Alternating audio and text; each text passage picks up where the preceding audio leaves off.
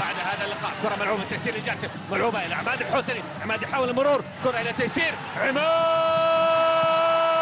وفيكتور في المرمى. فيكتور هدف أول للنادي الأهلي.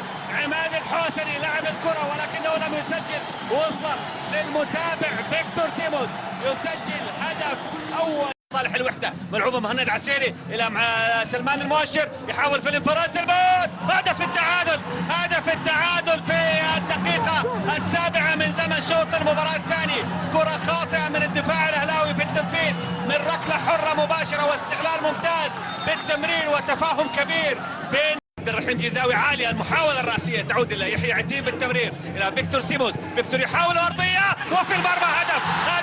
هدف ثاني للنادي الأهلي. هدف بعد دقيقة واحدة من هدف التعادل للوحدة. عماد الحوسني يعود أخيرا للتسجيل ويسجل هدف ثاني لصالح النادي الأهلي. هدف